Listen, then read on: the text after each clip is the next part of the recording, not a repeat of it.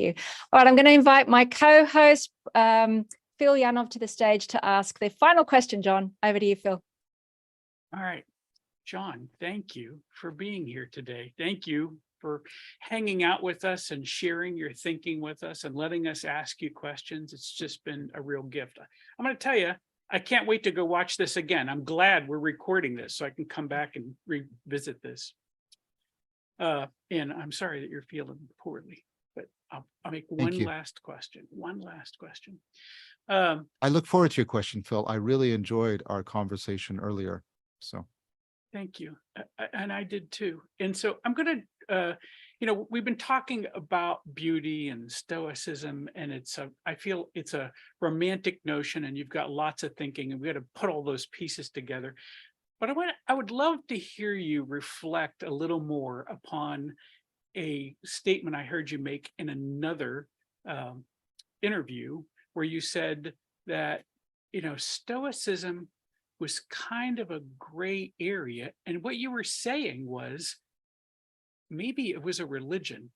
And I was trying to get to the thought of what is your thinking in, was Stoicism a philosophy? I mean, they see themselves as the heirs to Aristotle, right? Or is it a religion, or was it somewhere in the middle, or were they bullshitting themselves about what they were really doing? this is wonderful. So, I mean, this is a question other people have wrestled with. I've looked at, I haven't read it thoroughly, so I don't want to claim competence in it. An entire PhD thesis around this question. And it goes around what's called the demarcation problem in the social sciences about religion. We don't know what we have, by the way, before we go, see religion, we have the same problem with science. The demarcation problem also exists for science. It's right. Very hard to say that's a science and that's not. So the demarcation problem for religion is, well, what's a religion? It's going to a sports stadium where you go on a specific time with a whole bunch of other people and you cheer and you yell and you eat together and you chant and you're rooting for these people that are doing something that in no way changes the real world. Is that a religious action? Right. Yes. And that's the right answer. The right answer is me. Is right. Buddhism a religion? Well, it could be a philosophy, but it's not, right? It's not a philosophy in modern academic sense of philosophy, but it's a love of wisdom, right? And so I think Stoicism is, I'll often use the phrase, the hyphenated phrase, it's a religious philosophy or a philosophical religion, because I think trying to come down hard on a demarcation, it has practices, it has rituals, it has community, it has a sacred dimension that you are supposed to come into a participatory relationship with that transforms you profoundly. I think this is a reason why Stoicism was taken up and becomes a proper part of Neoplatonism, which has found a home in many religious traditions, right? Of course, there's Neoplatonism within Christianity, within Islam, within Judaism. And of course, there's really weird historical integrations between something like Neoplatonism and Vedanta and Buddhism. And so this amazing capacity to enter into reciprocal reconstruction with other religions and religious philosophies, it tends to make the religions more philosophically deep and tends to make the philosophies more religiously transformative.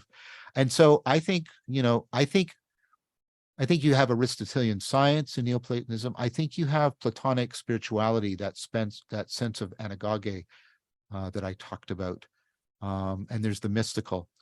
And then Stoicism, I think it gives you a lot of practices that I think are crucial. I'd be more happy saying that Neoplatonism is a religion, but I also think it is more properly described as a philosophical religion or a religious philosophy. What's interesting, and I wasn't looking for a definitive answer from you. I wanted to hear your thinking on this, because I think it is exactly that demarcation problem.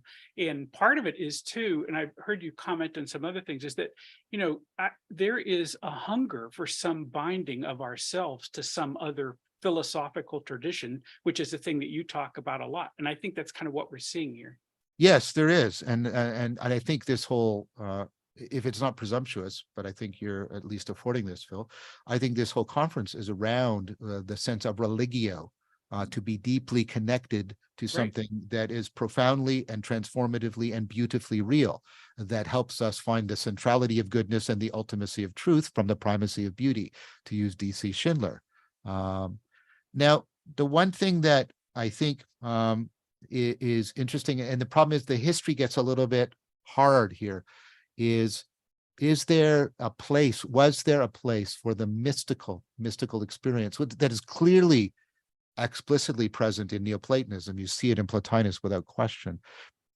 And of course, it's controversial around whether or not the mystical, that sense of, a profound at one-ment with reality, is actually something that Stoics report on. I don't know. I think that part of the history is perhaps lost to us.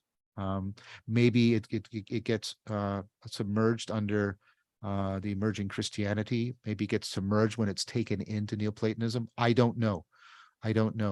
I do think that flow with nature, especially if it has connections to what I talk about as flow, I think it's on a continuum with more proper transformative and mystical experiences. So do you, and I apologize, but I'm going to get one more question, one more answer out of you. That's Do you fine. think those, the Zeno's flow and I can't say the guy's name, Csikszentmihalyi. Yeah, every time you say it, I think I should record that so I can say it. But those two uses of flow, do you think those are similar enough to have that conversation? Yeah, I do actually, because I mean, we tend to overfocus on prototypical instances of flow that come out in athletic performance or martial arts or rock climbing, but it also comes out in jazz. And it also comes out when you're doing dialectic into dialogos and practice.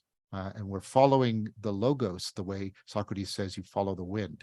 That, to my mind, is an ongoing practice of insight, improvisation, re-questioning, reopening up, an ongoing sense of discovery and wonder. And that seems to me to be very much a flow state. Error matters. Socrates will catch you out. You have to be very clear. There's immediate feedback. These are all the conditions that create flow. I think being in Socrates' presence, if it was taken up correctly, which is always the existential choice in the face of Socrates, could induce a flow state in people.